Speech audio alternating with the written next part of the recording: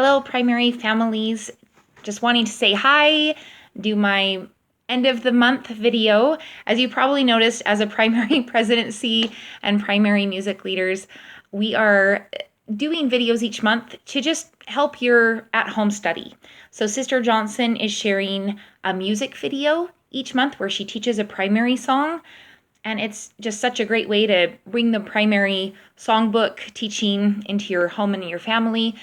Sister Sandberg and Sister Holmes are each sharing a lesson from the primary Come Follow Me manual to show a few ways to teach it to both older children and younger children.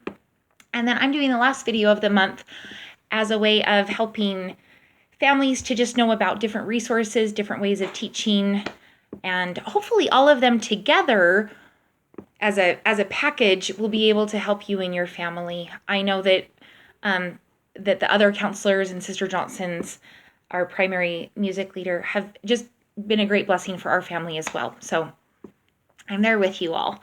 I just wanted to share today a little bit about how sometimes our sight might get thrown off just because we're in this life, and maybe how to put back on our spiritual glasses. So these are a pair of glasses that my son has worn in the last few months. As you can see, there's no lens there. The lens came out of this. They've broken here. Here's number 2 pair of glasses, which both of these came off and we couldn't get them on. And here is number 3, where one of the arms came off. And every time that he has broken glasses, we've had to order new ones, but there's usually a gap of about 2 weeks where we're waiting for them. And I noticed that it's really hard for him because he can't see without his glasses. He can survive and he can get by, but reading letters, reading words, actually noticing details, that's gone.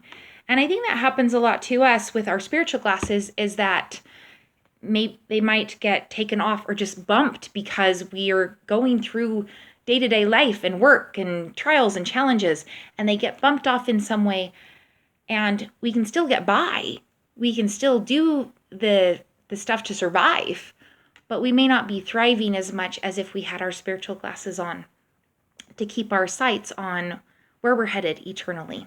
And so hopefully today I just wanted to share just one thing that might help us, maybe when we hit that rut and we feel like something's a little off and I'm not sure what it is. Just one resource that will help there.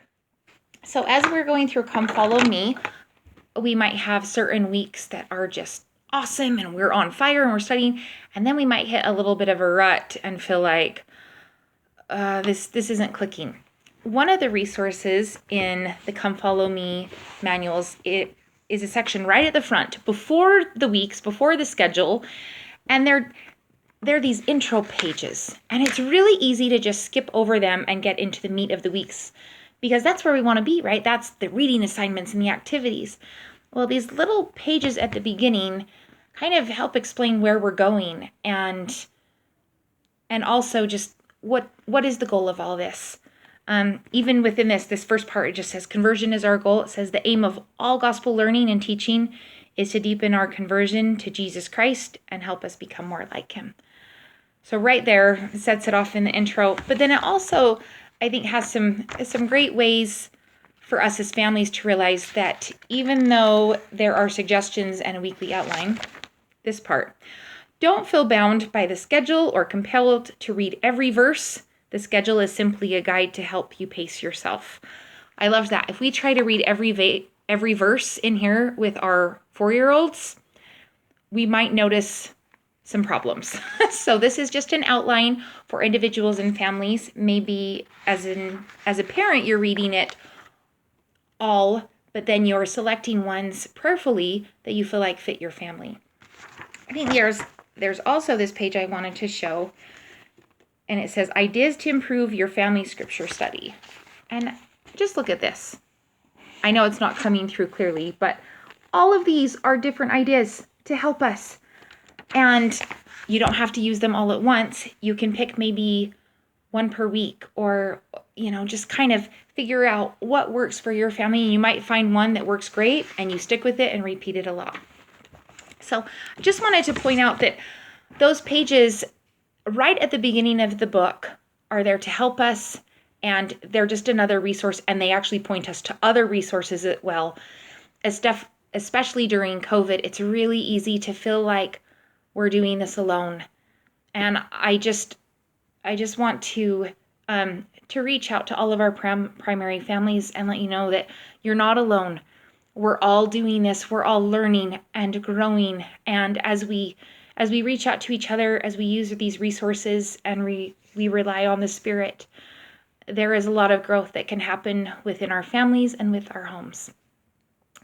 And anyway, so I feel like that's a good way to help us get our spiritual glasses back on when we might not know where to start and it might feel overwhelming. We can turn there, look at some ideas, and feel like I'm going to try that with our family, and those glasses can come back on.